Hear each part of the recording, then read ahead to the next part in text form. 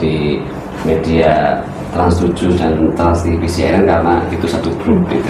Jadi dengan banyak orang ya, benar banget. Bahkan kayak bupati kita bisa bahwa pasar Karangkobar terbakar itu saya harus dapat konfirmasi dari orang yang bisa dipertanggungjawabkan, misalnya kepala pasar.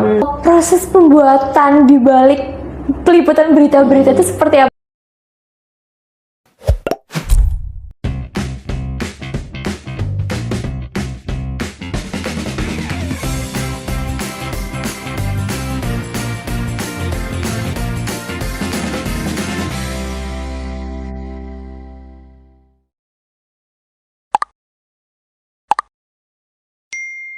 Halo Sobat TCTC, welcome to Rolling Rotasi Keliling, Sharing-sharing sambil healing. Bareng aku, Fauzia. dan aku Puspa yang bakal nemenin kalian di episode kali ini. Nah, di sini kita bakal ngobrol asik, dan gak cuma ngobrol asik, kita bakal bantu kalian cari cara asik buat healing bareng kita. Betul banget. Nah, kali ini aku udah kedatangan bintang tamu yang luar biasa ya. Pastinya udah siap untuk sharing-sharing informasi, sharing-sharing pengalamannya. Dan kebetulan nih, kedatangan bintang tamu kali ini itu seputar jurnalis, Pus. Iya, betul banget nih, Kak. Oke, jadi mungkin jangan berlama-lama lagi ya. Langsung aja kita kenalan sapa, dulu sama iya. kakak yang udah ada di sebelah aku. Namanya Kak Uje. Halo Kak Uje. Boleh perkenalan dulu nih ke Sobat TCTC, Kak. Oke, namaku Uje Hartono. Saya saat ini menjadi jurnalis di media Detikcom, kemudian jadi stringer di media Trans7 dan Trans TV CNN karena itu satu grup gitu. Jadi ada media TV dan kemudian media online. Oke. Nah, jadi Kak Uje ini bekerja di bidang jurnalis gitu. Nah, kali ini kita akan membahas putar bagaimana proses pembuatan di balik peliputan berita. Betul banget. Awal mula menjadi jurnalis seperti apa, nanti langsung kita bahas. Nah, untuk mengawali obrolan kita kali ini nih, Kak. Aku mau tanya dulu, cerita awal mula Kakak bisa terjun ke dunia jurnalis itu seperti apa sih, Kak? Oh iya, kebetulan memang kalau saya itu memang linear ya, karena saya dulu anak komunikasi, saya jadi anak komunikasi UNS, kemudian saat itu kepengen memang, karena menurut saya itu ketika menjadi jurnalis itu kita bisa belajar sesuatu, semua hal secara gratis dan mau nggak mau gitu. Iya, betul, setuju, setuju. Itu yang bisa, yang akhirnya oh iya jadi jurnalis aja nih, kayaknya seru nih, bisa kerja sambil main. Ketika misalnya liputan serunya Alun Jeram misalnya, kita bisa sambil Alun Jeram bisa main tapi bisa kerja gitu. Oh iya, Awalnya setuju. gitu. Tapi waktu kayak waktu Kakak terjun di jurnalis itu berarti setelah lulus kuliah? Kebetulan enggak ya, dulu pas sudah semester akhir karena maju skripsi itu pertama maju skripsi itu ditolak. Gitu. Iya. Kemudian akhirnya pundung gitu loh. Oh iya. Akhirnya malah liputan. Jadi akhirnya memang membuat lulusnya agak lebih panjang karena akhirnya udah asik liputan. Kemudian saya berpikir bahwa udah lama-lama kuliah harus selesai, akhirnya ambil liputan sambil nyelesain skripsi. Kebetulan skripsinya juga akhirnya ngangkat pemberitaan itu juga. Oke, berarti seru nih, Kak, waktu akhir itu. Ya, akhirnya ngambil framing media lah. Jadi setiap media kan punya framing masing-masing. Akhirnya skripsi pun nggak itu. Oke. Jadi dari demotivasi tadi ya, Iya. skripsinya ditolak tapi jadi inspirasi buat lebih. Iya, betul banget. Berarti memang ya udah sejalan gitu ya, jadi jalan, akhirnya rezekinya. dimudahkan. Iya, betul. Oke, nah dari selama kakak menjadi profesi jurnalis ini, ada nggak sih kak kayak pengalaman unik gitu yang udah kakak pernah Alami, dapat ya?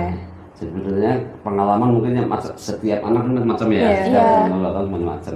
Cuman ya ada lah yang misalnya kayak yang lucunya, misalnya kita pernah liputan ketika ada keluhan apa ya, dulu pernah saya liputan di Solo itu yang udah kita sampai wawancara, kemudian ada tetangganya, Mas itu jangan diwawancara, kenapa? Itu ternyata orang gila. Jadi dia gila yang nggak yang terus yang dia masih rapi gitu. Iya. Kemudian pernah juga misalnya dapat dalam tanda kutip ancaman.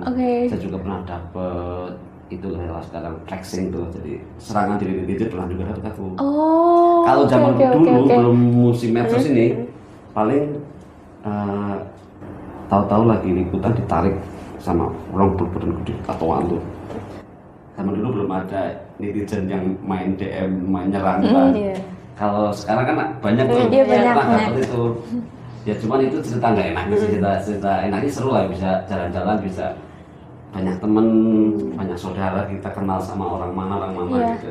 Jadi akses kita itu memang kelebihannya itu di akses, kita bisa satu ini jam ini ketemu sama mungkin tukang sampah di sana TPA, dalam waktu setengah jam kemudian kita bisa ketemu sama Pak Menteri mungkin, sama Bupati mungkin, jadi kita bisa ketemu dengan siapapun.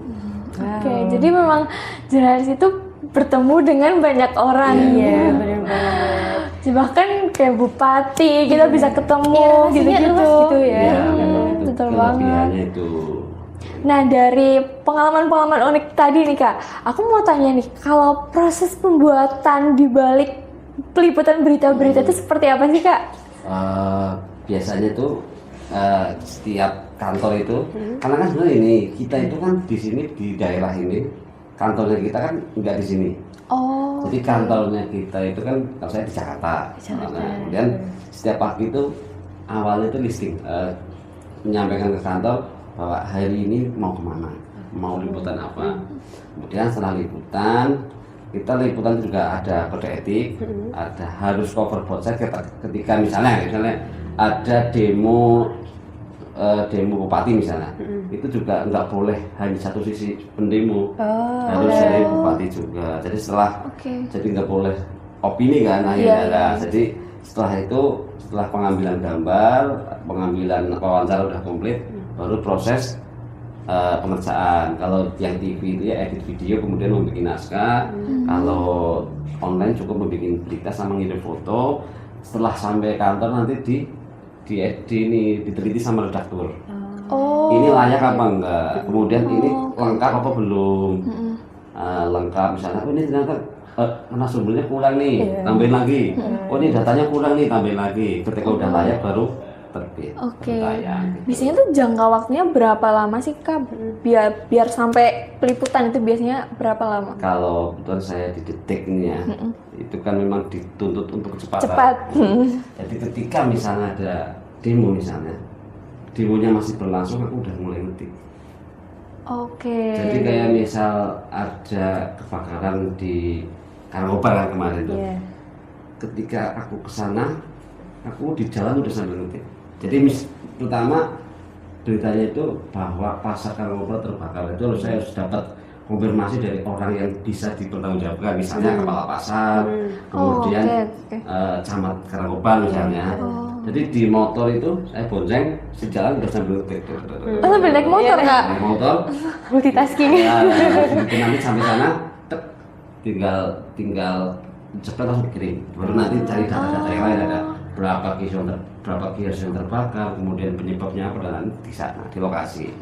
Kalau Detik itu gitu. Cuman kan setiap media masing-masing ya. Kalau media cetak biasanya deadline-nya itu sore. Jadi media cetak misalnya kayak Suara Merdeka, Pak Raden Penyumas itu datanya sore, karena ketika maghrib redaktur udah mulai ngedit, terbitnya bisa pagi. Gitu ya. Itu kalau media cetak itu. Kalau online kan karena memang nggak ada waktu ya. Jadi tuntutannya secepat mungkin. Kalau berita memang nggak bisa 24 jam baru diakses gitu kan.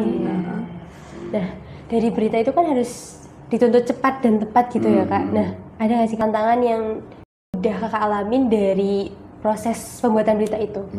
Sebenarnya tantangan kaitannya dengan teknis menulis, kemudian teknis pengambilan gambar, itu sebenarnya relatif ya, karena setiap pekerjaan kan ada tantangan. Cuman yang menurutku yang menjadi tantangan itu ketika gini. Jadi kayak misalnya membuat berita itu harus 5W1H gitu ya. Itu diajari di kebetulan dulu di kampus diajari ya. Kemudian cara mau ambil foto jurnalis kan beda dengan foto yang lain juga. Itu sebenarnya kendala ada, cuman tantangan menurutku masih bisa lah. Yang menurutku yang di kampus itu, di sekolah itu nggak diajarkan itu, misalnya gini, bagaimana kamu wawancara sama keluarga korban misalnya.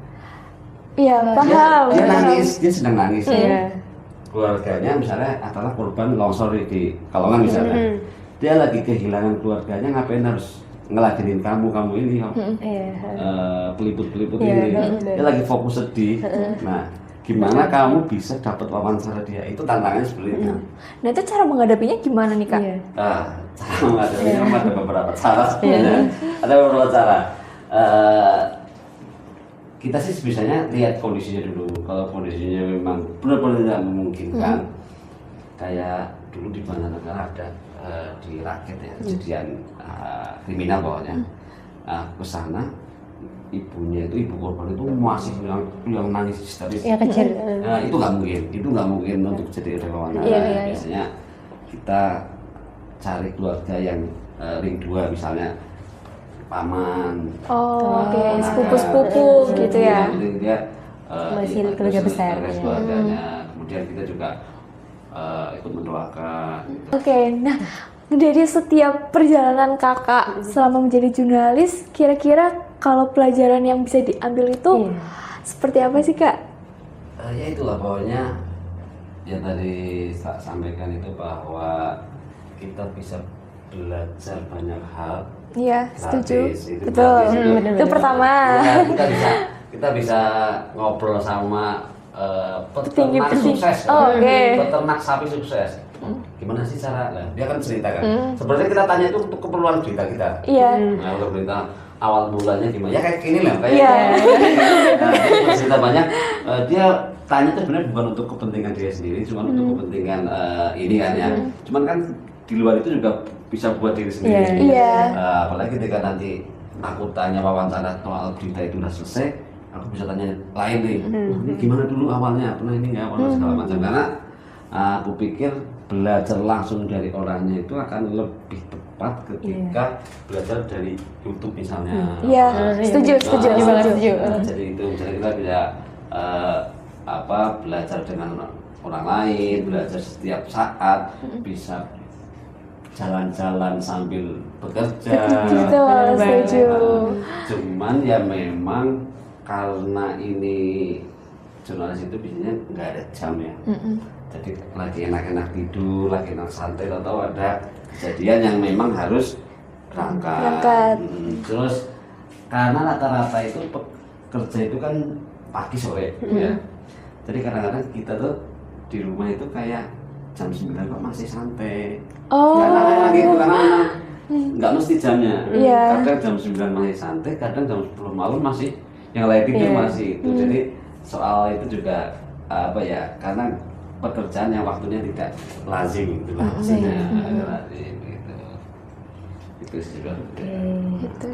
Nah, dari pengalaman itu ya, Kak, kan sekarang udah perkembangan zaman ya, perkembangan teknologi juga, semakin cepat informasi menyebar gitu. Nah, gimana sih, Kak, perubahan dalam dunia jurnalis di era modern saat ini?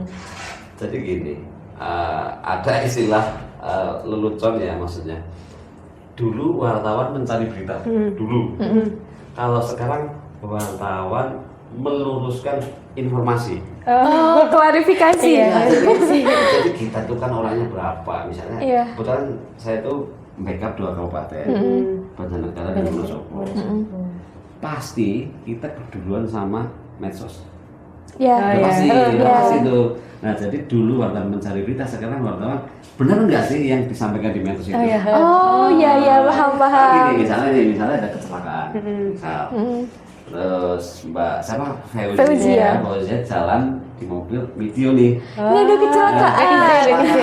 Infonya meninggal 2 katanya. Terus bawahnya bukan infonya, tapi iya itu meninggal 2, padahal kan belum tentu. Karena nggak turun sih, cuma dari mobil lewat video gitu. Nah, wartawan itu datang meluruskan apakah memang benar-benar dua, apakah orang yang tergeletak itu nggak meninggal sebenarnya, cuma pingsan aja Pingsan misalnya. aja, ya. Karena kan visual yang kelihatan itu belum tentu sama. Benar, Jadi benar. kalau dulu itu memang mencari berita, kalau sekarang Meluruskan. Konfirmasi ya. konfirmasi Iya. apakah itu benar apa enggak. Tapi untuk saat ini memang ya kemajuan zaman menjadi tantangan tersendiri sih memang buat media. Iya, betul. Sekarang ya baik itu TV, kemudian media cetak, kemudian media online sama-sama punya tantangan. Karena media cetak terutama itu kan terbitnya setiap pagi. Sedangkan kata-kata ketika kejadian malam, orang-orang tuh udah tahu. Iya. Udah tahu tanpa harus menunggu besok. Iya. Jadi tantangannya media cetak itu wartawannya harus mencari sesuatu yang belum kelihatan nih. Ada longsor di Pekalongan itu. Betul. Di beritanya itu bukan ada longsor di Pekalongan jangan. Karena itu semua udah tahu. Iya, udah tahu. Mencari sisi lain yang kira-kira itu belum tahu. Lebih mendalam mungkin Oke. cerita korban yang apa, kemudian apa mungkin penyebabnya yang apa. Jadi kalau yang berita awalnya itu karena semua orang udah tahu. Udah tahu. Berarti Dari mengambil- status, dari apa udah Iya. tahu. Kan, gitu. Jadi menceritakan yang orang-orang belum tahu gitu ya. makanya itu.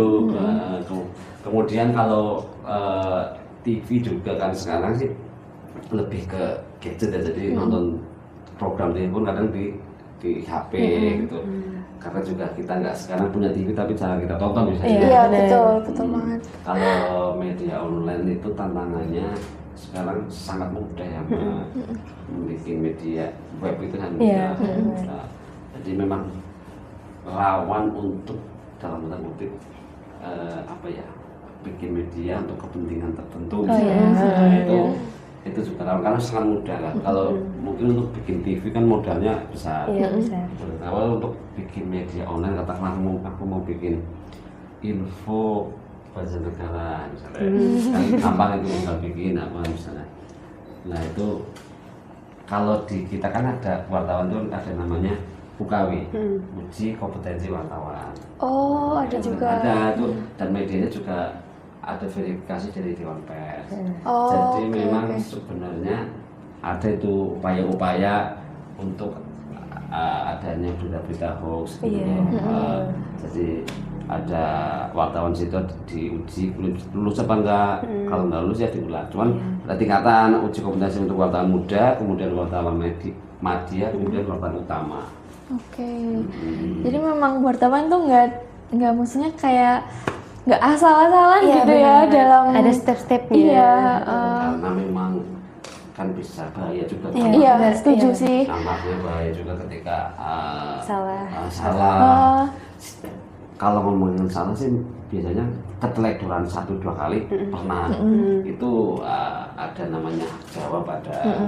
Cuman ya itu kenapa ada wartawan, ada redaktur, kemudian ada pemret itu untuk menyaring sebenarnya. iya. Menyaring karena biasanya aku teledor ternyata di redaktur enggak. Iya, Jadi itu gunanya untuk menyaring-nyaring itu. Cuman kalau misalnya yang misalnya cuman aku nulis sendiri, aku upload sendiri itu nggak ada saringan kan berarti. Bisa jadi aku tipe atau apa. Iya. Tuh. Nah, dari kan itu informasinya udah semakin gencar di sosial media gitu ya, Kak. Nah, bagi Kakak sebagai seorang jurnalis gitu, media sosial yang semakin berkembang itu menjadi sebuah tantangan baru atau malah menguntungkan? Sebenarnya gini sih, kolaborasi lah, Kolaborasi. ya. Bahwa kemajuan zaman memang tidak bisa terelakkan lah ya itu. Itu juga sebenarnya membantu teman-teman juga kaitannya dengan informasi. Sekarang misalnya ada kemacetan di dia karena libur panjang nih kan, di dia macet. Iya. Kita jadi tahu ya karena medsos. Betul. Karena medsos, nggak mungkin aku standby di sana kan nggak mungkin juga gitu. Tapi kadang-kadang kalau warga tuh karena itu kan kegiatan, pasti kan pada tanya gini, wartawan cari beritanya gimana? Iya, betul. Memang ada step ini. Cuman sebenarnya kalau jurnalis itu kok tahu pola. Misalnya gini, ini liburan panjang biasanya macet dia kayak gitu. Oh naik dah langsung, naik misalnya. oh ini mau apa, mau puasa nih, ini biasanya tempat-tempat apa, Ramai. sayuran naik gitu. Kita ke pasar cari. Di pasar teman-teman itu sering tuh ke pasar.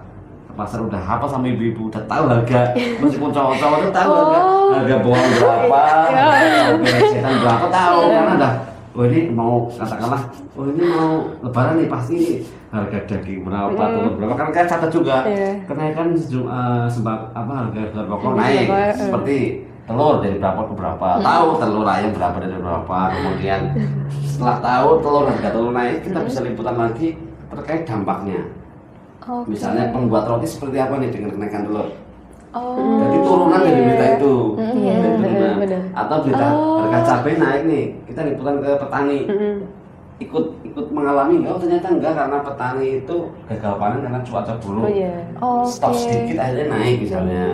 Jadi satu tema itu ada beberapa berita turunan-turunan gitu. Oh, berarti memang kalau jurnalis itu harus kreatif, guys. Betul banget. Kita tahu harga sayuran. Iya, benar-benar belajar hal baru loh. Cowok-cowok lagi kan biasanya tapi kalau untuk wartawan perempuan itu banyak nggak sih, Kak? Kalau ada sih, di sini juga kemana ada namanya sih itu Mbak Citra kan dulu mulai di sini. Saya di Wonosobo juga ada 2. Cuman memang rata-rata cowok. Karena memang lebih banyak kerja lapangan, ke pasar, kemudian ke peternak, ke pasar hewan, ke mana taruh yang sekarang lagi tanah gerah di Keratamba. Iya tahu tuh. Tapi juga kasih untuk kemarin, jadi rumahnya kan udah miring ke jalan. Sebelum aku lewat udah bunyi petak.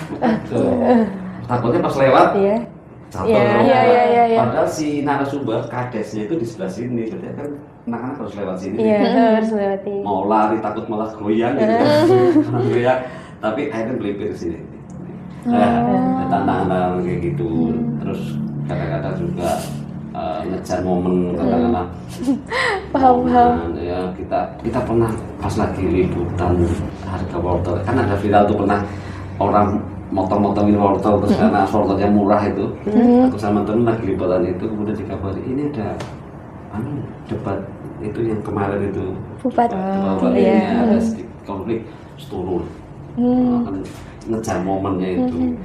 Jadi kadang-kadang ya itu di jalan semuanya untuk mungkin yang di kota-kota besar ya mungkin ya reporternya itu mungkin banyak yang perempuan. Cuman kalau di daerah banyak laki-laki. Karena lapangan sih mungkin. Iya, kondisi lapangan gitu ya. Cuman ya perempuan sih ada juga beberapa perempuan. Jadi mungkin Puspa mau menjadi jurnalis? Sebenarnya pengen sih, idaman banget gak sih, Kak? Betul banget. Nah, dari tadi kan kolaborasi antara keuntungan dan tantangan itu penting ya, Kak. Nah, dari informasi itu juga kita harus aware sama berita hoax itu ya, Kak. Nah, gimana sih Kak cara menghadapi berita hoax yang tersebar di media sosial? Iya, sekarang tuh banyak banget kan. Banyak yang kemakan juga sama berita. Benar. Dan ya bisa di grup keluarga. Iya. Apalagi penggunanya bapak-bapak ya biasanya. Jadi orang-orang itu kadang-kadang juga heran kenapa cepet-cepetnya Iya. Jadi misalnya ya kita lihat aja dulu mungkin tanggalnya kapan waktunya, kemudian paling gampang itu misalnya katakanlah tanggal pun diedit, tahun diedit, kita cari itu di Google misalnya. Kalau itu muncul di media-media familiar, media mainstream, itu misalnya apa lebih 90% ya itu lebih akurat. Jadi misalnya gini, ada berita misalnya SPBU kebakaran misalnya, wah hati-hati ini. Kita cari tuh di Google, ketika muncul di Kompas mungkin, kemudian di Detik mungkin di media-media lain, di Liputan 6, kemungkinan benar. Nah, terjadi 20%. Cuman kalau misalnya kita lihat itu nggak ada, kemungkinan itu ya nggak benar. Jadi karena kita kan dituntut untuk liputan ketika ada kejadian besar. Betul. Pasti kayak kita nggak mungkin aku malas ah. Iya. Nah, jadi kemungkinan itu ya karena setidaknya aku lagi nggak bisa gitu ya. karena jaringannya udah terbentuk, itu kan tinggal WA nih misalnya sama pemangku kebijakan, misalnya kayak Kapolsek, kayak dari polisi, dari damkar, misalnya kebakaran misalnya. Benar apa enggak? Kalau mereka bilang benar, nanti aku tulis, kan juga ada di internet kan ada. Jadi oh iya benar. Cuman kalau misalnya itu di internet nggak ada, kemudian ada cuman itu tahun lalu gitu. Nah itu berarti hoax. Jadi bukan berita salah tapi berita nggak tepat karena itu tahun lalu kemarin. Jadi sekarang gitu. Jadi sebagai kita ya, khususnya anak muda, kita juga harus bisa membedakan mana berita yang valid, mana berita yang hoax gitu kan. Jadi kayak harus cerdas gitu ya. Jadi kita harus bisa membantu para ibu-ibu dan bapak-bapak yang terkadang mudah kemakan hoax gitu. Filter lah ya. Iya, filter benar. Betul banget. Nah, tadi kan kalau Kak Uji kan sering nih ngeliput berita-berita gitu ke media sosial dan lain sebagainya. Nah, cara menghadapi kritik dari pihak yang mungkin tidak mendukung, tidak setuju dengan berita tersebut, gimana nih Kak? Iya, memang kadang berita itu tidak ada yang tidak mengenakan. Betul. Pro kontra. Misalnya aku bikin beritanya Mbak Puspa, dia pengusaha kuliner katakanlah. Aku lihat seneng pasti. Iya. Cuman ternyata dia itu pas aku liputan bukan kaitannya dengan keberhasilan, katakanlah dengan perbuatan yang tidak mengenakan, katakanlah berbuat apa, kemudian saya bilang kan marah lah. Apakah itu mungkin apapun ya, marah pastilah. Kita juga rawan dapat komplain itu kayak gitu. Kalau jelas-jelas itu enggak ya, tapi kalau yang abu-abu itu misalnya diduga korupsi, kemudian misalnya lagi ada dalam kutip misalnya ada tokoh yang perselingkuhan mungkin itu merugikan, itu ketika ada seperti itu yang penting kita tidak boleh beropini, media itu tidak boleh beropini. Betul. Nggak boleh. Jadi apa yang aku sampaikan itu bukan dari angan-angan. Oh iya. Tapi memang kejadian seperti itu gitu. Jadi ketika itu kita sudah sesuai dengan kode etik, benar-benar semua wawancara bahwa misalnya aku menyebut bahwa Mbak Puspa ini korupsi itu bukan dari aku, cuman aku tanya dari kepolisian. Ini Mbak Puspa kepolisian. Iya, Puspa itu sedang kami periksa gitu. Kalau gimana kan dia kenapa? Ya dia diduga korupsi. Jadi aku menulis bahwa dia diduga korupsi dari sini. Ada pihak kedua gitu ya. Kemudian tidak percaya begitu saja. Terus saya tanya, kamu katanya dia korupsi, bisa jadi di bawah. Sementara itu kata membantah. Iya, membantah. Jadi harus dikasih spesies yang sama. Jangan cuma dari sini. Takutnya ini juga nggak benar. Iya, benar-benar. Itu ketika itu ada komplain biasanya kita lebih bisa karena memang kita sudah sesuai. Cuman untuk mengantisipasi lagi, biasanya kalau sesuatu yang konflik, rekaman itu nggak pernah aku hapus dulu. Karena aku pernah kejadian dulu pas aku masih di Solo itu orang penting-penting semua ini nyerang ini nyerang ini. Serang-serangan. Tetapi suatu saat yang ini membantah, aku nggak ngomong itu kok. Karena si ini itu melaporkan ke polisi pakai beritahu. Dengan itu, terus akhirnya dia ngomong aku nggak pernah ngomong itu, berarti kan jadi aku yang Iya betul. Kebetulan itu aku liputan bareng sama temen dari RRI. Nah RRI itu kan dia pasti rekam. Pas bulan aku dulu nggak rekam, maman zaman dulu masih pakai pulpen ya, tulis ini gimana. Dicari filenya, akhirnya ketemu rekaman itu aman kan maksudnya. Jadi sekarang itu buat pembelajaran buat aku rekam.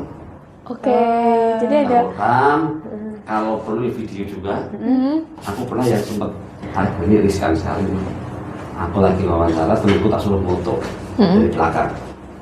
Jadi biar nggak kayak dulu, biar antisipasi gitu.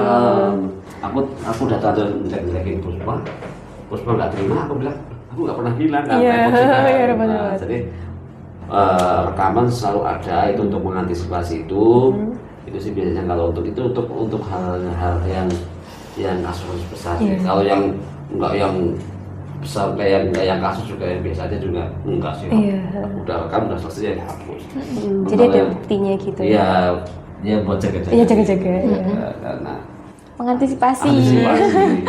Takutnya kan kalau kejadian berita-berita kan tidak bisa kita apa ya namanya Iya. Jadi kadang prediksi gitu. karena kan kita itu dilanjutkan ketika wawancara itu kan sama pimpinan. Nah ya gitu. Sama orang-orang tinggi lah maksudnya. Iya. Jangan sampai memang kita salah atau mengatakan aja semua sudah ada buktinya gitu. Loh, nah selanjutnya nih Kak, kalau dari Kakak sendiri nih dengan tadi berbagai pengalamannya ya, itu sekarang tuh memiliki target gak sih kayak misalkan mau meliput jenis berita apa gitu yang ingin disampaikan? Kalau target itu sih nggak ada ya, cuma ini jujur ya. Iya jujur nih. Aku habis setiap hari kan bikin berita. Iya. Itu jujur itu nggak semua berita aku suka. Oke. Jadi nggak semua berita itu aku merasa bangga dengan enggak. Hanya ada beberapa berita yang wah ini aku bangga nih sama produk kita ini misalnya. Banyak yang aku udah nulis aja udah nggak mau baca lagi lah.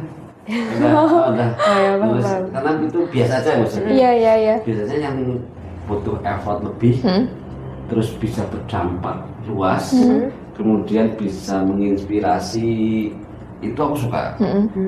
Dulu pas awal-awal tuh, aku masih di Solo sih, itu aku liputan tukang sol sepatu naik haji.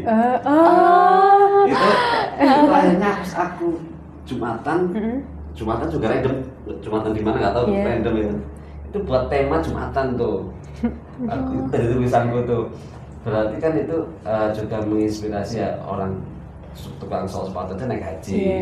Mungkin kan, ayo kita juga lah bisa lah. Inspirasi. Yang berita seperti itu aku senang, aku bangga juga. Ada juga di Wonosobo itu ada desa toleransi, jadi di desa itu ada Kristen, Katolik, Islam, Buddha, yang nggak ada Hindu. Itu semua bareng-bareng itu ketika terawih itu orang Kristen itu yang jaga jangan sampai ada yang lewat. Kemudian ketika Natal ya masa-masa orang Islamnya gitu. Aku suka itu toleransinya tinggi. Jadi dengan karya itu bisa berdampak positif gitu. Jadi tapi banyaklah berita yang aku tulis juga biasa aja, yang aku juga sebenarnya nggak bangga amat. Cuman beberapa yang memang itu bisa berdampak, aku suka. Jadi kayak dengan hasil karya itu ada yang biasa aja. Ada juga ada berita yang aku tulis ya sekenal udah. Yang penting sesuai lah ya. Sesuai. Jadi ada yang beritanya nih bahannya bagus nih. Aku mau tulis yang benar nih. Serius gitu.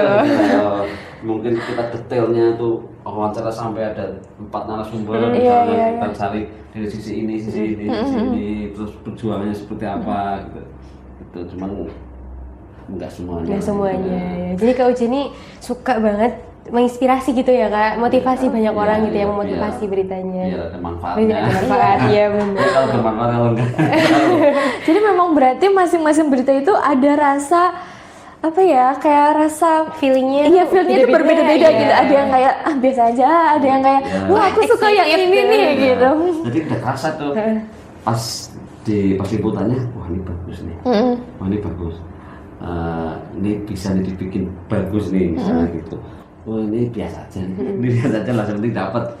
Nah juga kalau di lapangan itu, aku jadi ingat tuh dulu aku pertama kali liputan itu nggak tahu angle apa segala nggak tahu. Jadi yang penting liputan. Sampai kantor mau metik bingung. Jadi kalau teman-teman yang mau liputan itu di lapangan itu udah tahu mau bikin apa. Harus ada konsepnya dulu. Udah ada. Jadi aku nanti judulnya ini tahu di lapangan. Iya. Karena kalau kurang kan bisa tanya, masih di lapangan masih bisa tanya sama Iya. narasumber. Betul. Tapi kalau udah Oh, udah pulang, balik ya nggak repot. bisa balik lagi. Karena tadi nanya, tapi kok datanya kurang gitu. Di lapangan itu sudah komplit. Oh ya nanti anggapnya ini, aku gambarnya ini. Harusnya ini. Nah, jadi dulu pas awal aku liputan, mau nulis apa ya? Kayaknya gambaran aku kalau jadi jurnalis kayaknya gitu. Apa ya? Nah, cuman ya lama-lama itu kan lama-lama ya. Jadi di lapangan malah gini dulu ceritanya itu, misalnya liputan itu kan dari berbagai media. Itu ada wartawan itu biasanya nggak mau sama dengan yang lain. Jadi misalnya ada konferensi pers dari menteri katakan olahraga katakan konferensi pers bareng-bareng semua bertanya, semua bertanya udah tutup ya. Itu biasanya kalau ada wartawan mencari angle yang berbeda biar nanti beritanya nggak sama. Itu begitu tutup dia nyamperin satu lagi pertanyaan sendiri. Pak berarti ini Pak ya. Oh berarti dia bisa beda. Oh, iya. Bisa beda. Ada yang beda gitu. Harus Saya kan- pintar. Nah, jadi begitu acara konferensi selesai, apa acara wawancara selesai, dia udah bisa satu pertanyaan kunci, dia langsung deket ke sana. Pak, berarti soal ini gini. Oh iya, itu berarti oh iya. Yang lain kan nggak dapat tuh. Iya, Itu iya, iya. kreatif ya. Ya, itu kan, jadi akhirnya itu apa? Biar nanti beritanya yang lainnya di Ya, sini, ini agak ada bisa maju mungkin. ya. Nah, kalau dari semua tempat yang pernah kakak liput nih, apa yang paling terdapat kesan yang mendalam gitu kak? Ada nggak sih Kak tempat liputan yang ada pengalaman yang memorable gitu? Apa ya, jadi untuk berpikir cepat ini kalau di Banjarnegara khususnya ya, kalau di Banjarnegara karena kan sebenarnya kalau aku tuh lama juga di luar, maksudnya bukan di luar daerah maksudnya. Jadi pulang ke sini ya pas liputan. Nah, jadi pertamanya pulang ke sini lagi kurang paham tuh Banjarnegara sebenarnya, kurang paham soal Banjarnegara. Tapi ketika liputan kemudian dipaksa untuk tahu. Jadi di Banjar jadi tahu hal-hal yang sebelumnya mungkin banyak yang nggak tahu. Misal tradisi cowongan. Cowongan. Cowongan. Apa itu kak? Ya, Nggak tahu. kayak familiar tapi lupa. Saya tidak tahu. Gimana itu Kak tradisinya? Itu menarik tuh kalau mau lihat besok-besok lain tuh acara itu tradisinya di Desa Ngetansari, Kecamatan Pademangan. Oh. Itu tradisi pemanggil hujan. Oh. Biasanya pemanggil hujan itu kan yang Tarian Pawang. itu apa namanya? biasanya itu yang ini yang sapet-sapetan Tarian, ujungan. iya ujungan ya. Bukan ujungan ini. Jadi malam-malam pakai batok kelapa, kemudian digambar orang, rambutnya pakai bunga, kemudian nanti dipegang sama perempuan yang belum menstruasi atau yang sudah nggak menstruasi. Biasanya dipegang sama mbak-mbak. Nanti begitu mantra dibacakan, itu berdiri. Itunya? Iya, berdiri sendiri gitu? Dipegang tapi berdiri nanti jalan. Maksudnya itu untuk mencari mata air. Mata air karena itu kan untuk pas paru panjang. Maksudnya untuk mencari mata air. Cuman konon itu orang-orang percaya bahwa itu kalau kena ketokan itu hidupnya akan sial. Jadi begitu itu udah bergerak mencari mata air, orang pada berhamburan takut. Wah itu juga seru banget. Itu hal yang sebelumnya nggak aku tahu, jadi tahu. Iya. Kalau untuk tempat mana ya? Kalau tempat ya basicnya kalau aku juga suka naik gunung, kemudian berapa kali liputan kali naik gunung misalnya. Jadi suka muncak gitu ya? Dulu. dulu, wow. Masih kuliah masih. Jadi dulu sering kalau ada liputan pengibaran bendera pas 17 Agustus. Iya. Kan sering kan itu. Terus naik sekali liputan. Oh, Sekali begitu dayu. gitu. Sekali dayunya Banyak. Tapi seru sih. Jadi berarti kalau liputan tuh bisa sambil bermain, belajar, bahkan kita bisa melakukan hal-hal yang mungkin itu adalah hobi kita gitu. Iya benar. Iya, jadi ngilas-ngirus lah. Iya. Betul. Nah, selama kakak menjadi seorang jurnalis ya kak, itu ada nggak sih Kak prinsip-prinsip yang Kakak pegang selama ini? Ya itu yang tadi aku sampaikan bahwa sebagai jurnalis ya, kita nggak boleh beropini, Oh kita nggak berhubung. kita nggak boleh berpihak, Ya. kita netral, harus netral. Meskipun ini kembali ke itu skripsi saya, skripsi itu kan dulu kan framing media, Iya. bahwa sebenarnya setiap wartawan, kemudian redaktor, kemudian media itu sendiri itu punya frame. Misal nih, Mbak Puspa jadi wartawan, cuman dia itu pecinta kucing katakan. Jadi ketika ada orang melukai kucing, membunuh kucing-kucing, Saya marah. jadi lebih Oh, marah ya. Sedangkan aku sama kucing biasa aja. Oh, Aku nulis juga. iya, paham, Aku nulis paham. juga teman. Aku nulisnya cuman ya kejadian bahwa ada orang membunuh kucing. Iya. Cuman ini akan lebih marah. feelingnya lebih Iya. dapat. Kenapa? Iya. Nah itu kan itu meskipun framingnya masing-masing. Iya, gitu. masing-masing beda, tetap beda. Iya. Emosinya langsung Emosinya bisa bisa. tertuang. Ini kok jahat banget sih nih. Jahat Iya. banget. Iya. Kalau aku ya ini jahat. Jahat aja. Tapi kalau bisa kucing ini jahat banget. Iya, jahat. Nah, nulisnya kan lebih tajam. Iya, benar. Tajam. Jadi memang setiap ini memang mau dibikin atau enggak, memang framing itu ada. Bahkan framing media juga ada, framing media juga ada. Kemudian framing dari wartawannya juga ada. Cuman harusnya memang nggak boleh. Artinya kita nggak boleh, kita harus netral. Ketika ada konflik juga harus cover both side. Ada dari sisi sini, ada dari sisi sini, harus netral. Bahkan asumsi opini itu misalnya gini, kita mau, terutama kalau TV kan ada visual, kalau berita cetak atau online itu misalnya gini, itu kata perempuan berparas cantik itu opini, Iya. karena cantik, ganteng dan lain-lain Itu kan relatif. Iya, relatif benar. cuman misalnya mau dipakai tujuan pria wanita berjilbab, wanita rambut panjang, berkacamata itu fakta, Iya. bisa dilihat. Iya, Oh, benar. iya, Jadi paham, ketika paham, kita paham. mau ngomong bahwa berparas cantik itu udah opini. Hal ringan cuman itu opini, nggak boleh sebenarnya. Nggak boleh. Nah, jadi kalau mau mendeskripsikan itu Spesifik. lebih ke rambut panjang, Yang umum, secara kacamata, umum gitu ya. yang itu memang nggak masing-masing, nggak relatif. Iya. Rambut panjang, kacamata, mungkin berkulit apa, misalnya itu bisa. Cuman kalau berparas cantik itu juga opini. Jadi kalau untuk berita memang nggak boleh beropini. Jadi Oke. dan narasumbernya harus jelas, jelas dan tepat. Misalnya aku mau nanya tentang cuaca nih. Kalau cuaca sama polisi nggak tepat, sama BMKG tepat. Iya. Kemudian misalnya nanya kasus yang terjadi, misalnya ada kemalingan atau kemudian ada tawuran, ke polisi Polisi lebih lebih tepat, ke BMKG nggak tepat. Jadi Iya. narasumber harus tepat, harus sesuai, kompeten lah. Iya, gitu ya, iya, iya, kompeten. betul. Nah, gitu. Dan nggak boleh beropini, kemudian netral lah, Netral, iya. gitu, dan itu gitu. Tapi kalau bedanya jurnalisme dan jurnalistik itu apa sih, Kak? Ah itu sebenarnya sih ya kayak Sebutan. misalnya sebutan, Oh, misalnya sebutan jurnalisme aja. itu jurnalis itu orangnya misalnya gitu. Cuman ada jurnalis warga kan ada tuh. Ada. Nah, misalnya ada kolom membaca, kemudian kalau dulu di TV mana ya itu ada citizen jurnalis itu beranggapan untuk apa ya, untuk berita-berita informasi dari warga gitu. Jadi informasi bisa datang dari warga. Tapi kalau sekarang sebenarnya jurnalis warga itu banyak tuh di medsos itu banyak. Cuman ya gini ya, kalau jurnalis itu naungan dia punya undang-undang sendiri. Dia punya undang-undang pers. Undang-undang pers.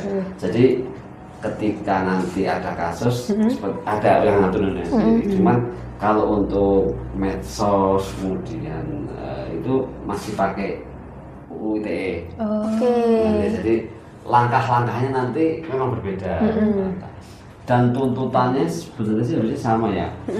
Harus jangan memojokkan apa. Cuma kalau kontrolnya kan kalau di media kan lebih banyak staff-staffnya, wartawan, redaktur, pemret dan lain-lain.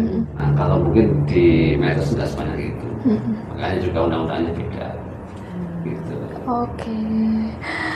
Oke, ternyata itu ya hampir-hampir mirip sebenarnya ya kata disebutannya ya, yang jurnalis, jurnalisme, iya, itu hanya jurnalistik. sebutan ini. Katanya, kemudian orangnya gitu. Nah, dari Kak Uci sendiri kan sudah lama berprofesi sebagai jurnalis ya Kak. Nah, ada nggak sih Kak impian atau goals untuk 1 sampai 5 tahun ke depan? Goalsnya Jangka panjang gitu, impian jangka panjang. untuk media ya. Iya ya. Iya, Boleh sebagai untuk Kak Uci jurnalis. sendiri atau jurnalis juga bisa. Sebenarnya sih kalau apa ya, jurnalis itu kembali ke tadi yang tantangannya untuk dunia sekarang gitu ya. Ya mungkin untuk orang-orang bisa lebih paham kaitannya dengan keterbukaan informasi publik, betul. bahwa ada hal-hal yang memang nggak bisa disembunyikan oleh untuk ini. Cuman dari medianya pun jangan terlalu apa-apa itu. Memang ada hal-hal yang tidak bisa dipublish, boleh misalnya katakanlah ranah-ranah privasi misalnya, Iya, gitu. iya. Misalnya ada jangan menuntut, wah ini nih informasi publik nih, misalnya di persidangan misalnya. Persidangan itu kalau untuk anak di bawah umur, kemudian pencabulan itu biasanya merkosaan itu tertutup, sidangnya tertutup. Cuman untuk kasus lain terbuka. Jadi jangan terus kita nggak tahu aturan kemudian wah ini kita liputan nih ini informasi publik nih, nggak bisa mengaturannya. Kalau untuk kasus itu tertutup, misalnya Ada gitu. peraturannya sendiri ya. Cuman ya memang harapannya memang semua terbuka dengan informasi publik. Gitu. Iya, Karena betul. Katakanlah ada pekerjaan ini proyeknya sekian, kemudian jangan kayak tutup-tutupi kan. Karena setelah eksekutif, pemerintah, legislatif, DPR, kemudian yudikatif, pengadilan. Nah ini kan 3 pilar, katanya itu jurnalis itu pilar keempat demokrasi. Nah, jadi eksekutif, legislatif, yudikatif, kemudian jurnalis. Gitu. Itu dulu. Jadi untuk pengontrolnya itu kan, pengontrolnya untuk tetap transparan, kemudian untuk tetap sesuai, dia bekerja sesuai jalurnya. Betul. Kalau sekarang sih udah ada 5 kayaknya ini, meskipun belum disebut. Ada netizen itu kan juga mengawal nih. Betul. Kekuatan netizen. Jadi beberapa itu kan kasus dikawal netizen. Iya betul banget. Jadi ini juga pilar kelima juga. Iya betul, the power of netizen Indonesia. Jadi ini bisa mengontrol ini juga ikut mengontrol juga. Iya, betul. Bahkan ada juga berita yang mungkin udah lama nih nggak dipublish lagi ya, itu bisa dinyalain lagi sama netizen gitu. Iya itu begitu udah rame baru iya banyak sekali kasus kayak gitu yang sering aku temuin di media sosial. Makanya itu bagus. Jadi menurutku ya kan harapannya kan semua berjalan sesuai jalurnya. Iya betul. Jadi ketika semakin banyak yang mengawasi kan semakin bagus juga. Iya Aku mau mecahin ini anggapannya ada yang lihat misalnya Iya. gitu. Jadi semakin bagus ketika banyak yang mengawasi. Iya, benar. Gitu. Nah kalau yang terakhir nih Kak, pesan untuk masyarakat tentang pentingnya menghargai berita dari sumber terpercaya seperti jurnalis yang berkualitas gitu, pesannya tuh seperti apa sih Kak? Pesannya ya untuk tidak mudah Termakan hoax. hoax. Ya, Betul. Jadi kadang-kadang hoax itu judulnya itu bombastis. Iya. Betul. Itu bombastis kadang-kadang karena untuk menarik itu. Nah, kemudian pesan lagi juga cek dan recheck lah ya, cek dan recheck. Mesti nggak tahu ya, cek dan recheck dulu ada program TV namanya cek dan recheck atau ya? Tahu. Pernah nonton. Iya. Itu kan program lama banget. Cek and recheck pernah. Kayaknya dulu di mana ya? Yang Iya di SCTI dulu aku nonton waktu kecil. Rata-rata kan gengsi kan ya? Gengsi parah. Jangan cek berita biar nggak ikut menyebarkan. Nah kemudian ya penting lah apapun berita informasi itu sebaiknya meskipun udah jelas datang misalnya dari media Kompas misalnya kredibel katakanlah tetap cek dan dicek aja. Iya, betul. Jadi jangan sampai kemakan hoax. Apalagi share-sharean di grup yang kadang-kadang nggak Iya, jelas. broadcast gitu kan. Terus apa misalnya ini untuk mengobati ini. Iya, Itu sering banget ya. itu biasanya betul. Ternyata cukup dipencet ini doang. Itu juga harus cek dan dicek. Iya, betul. Sekarang apalagi sekarang kan udah banyak AI ya. Jadi untuk cek dan dicek kadang sulit juga tuh. Karena misalnya editingnya itu halus betul. Iya, Halus. betul. Nah, jadi memang harus lebih untuk cek dan dicek itu. Harus pintar-pintarnya kita dalam mengolah berita, mengolah informasi gitu ya. Betul banget. Nah, kita udah gak kerasa nih, udah ngobrol banyak banget sama Kak Betul Uje. banget. Mulai dari awal perjalanan Kak Uje, dari skripsinya yang ditolak sampai jadi inspirasi. Iya, betul Terus banget. tantangan di lapangan, Oke. terus jadi tips and trick juga untuk menghadapi berita-berita hoax ya Kak ya. Betul. Bahkan dari hal-hal yang tadi belum kita ketahui, sekarang kita di akhir video kita tahu. Terus. Gantian aku yang nanya. Boleh. Tanya apa ya? Boleh. Nah, jadi terima kasih untuk Kak Uje atas sharing-sharing informasinya, sharing-sharing pengalamannya ke Sobat TC di rumah. Dan terima kasih juga untuk Sobat TC yang sudah menonton podcast rolling kita sampai akhir gitu. Nantikan terus episode kita selanjutnya pastinya dengan bintang tamu yang sangat luar biasa dan menginspirasi. Nah, Kak Uje boleh dong kasih tahu username IG-nya Iya, gitu ke Sobat barangkali, TC. Mungkin Sobat TC ada yang mau kepo gitu, masih pengen jurnalis. ditanyain gitu. Iya. Bisa DM. Di uj_c uj_c. Oke, nanti editor dicantumin tolong di masukin ya description di box, iya. sini. Di PW itu punya akun PW Banjarnegara Oke. sama jurnalis_Banjarnegara. Oke. Nah, itu nanti dimasukkan juga ya editor di sini. Oke. Kak Uji tahu nggak sih kita juga punya produk Oh, yang iya? di dalamnya tuh ada berita juga Kak, berita terkini hot betul news banget. gitu. Di depan sini. Oh, ini ya? Iya betul. Apakah ada? Oh. Oke, di sini. Maaf. Baik. Ini jadi kayak ini tuh buletin porsi Buletin, namanya, iya. tapi ini kayak majalah gitu Kak. Jadi di sini ada berita, ada headline news, terus juga ada karya-karya Karya. juga dari tim-tim kita. Betul. Gitu. Porsi apa tuh kemana? Portal inspirasi. Ini suka beda inspirasi kan? Betul. Iya betul. Cocok ya sama Kak Cocok. Uji. Ini seperti majalah. Nah, untuk Sobat TC, kalau misalkan kalian ingin mengikuti pre-order bulletin porsi kita di edisi terbaru di bulan ini juga ada edisi baru ya, baru terbit. Kalian bisa langsung aja kunjungi di Instagram kita di @tambara_ctc. Oke, jadi terima kasih sekali lagi untuk Kak Uje dan Sobat TC di rumah. Dan jangan lupa untuk subscribe YouTube channel kita di Tambara CTC dan juga Jangan lupa follow juga akun rotasi di Spotify. Oke. Nah, sekali lagi thank you for watching and see you. See you. Bye bye.